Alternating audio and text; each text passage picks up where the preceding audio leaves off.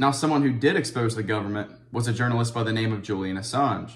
Julian currently resides in one of the most high maximum security prisons in London with some of the most dangerous and fictitious murderers out there. All he did was simply expose the government on his site called WikiLeaks.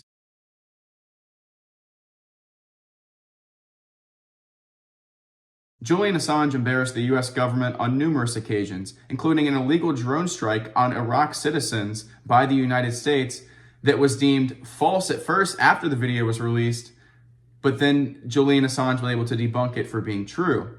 More than keep walking by, and one of them has a weapon. Roger, receive. See all those people standing down there? Oh, yeah. That's a weapon. Yeah. Hotel 26, Crazy Horse 18.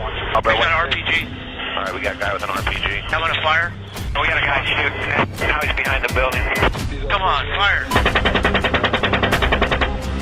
Hey, Roger. Keep shooting.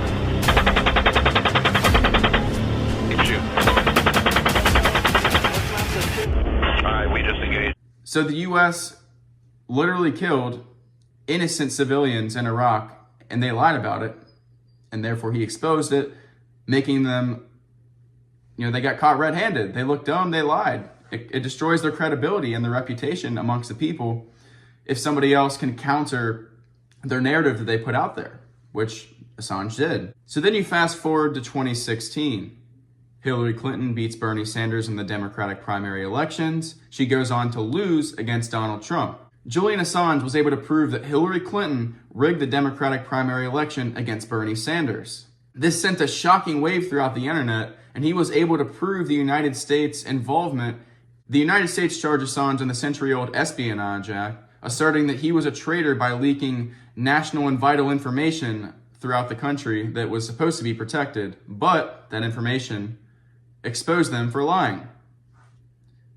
But the humble servants of power, the mainstream media, they crucified him. Just as they're doing to Donald Trump today, they did to Julian Assange. He's currently waiting extradition to the United States on those charges, but it appears that they have no interest in doing so. He currently resides in London in complete lockdown, and they're just hoping that Assange will just die in prison and they'll just torture him to death.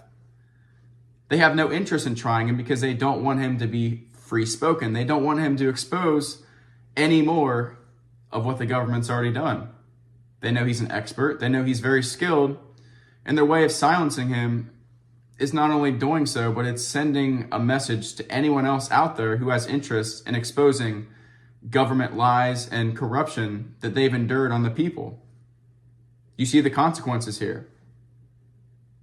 And Julian Assange is one person I believe that will be pardoned within the next 5 years.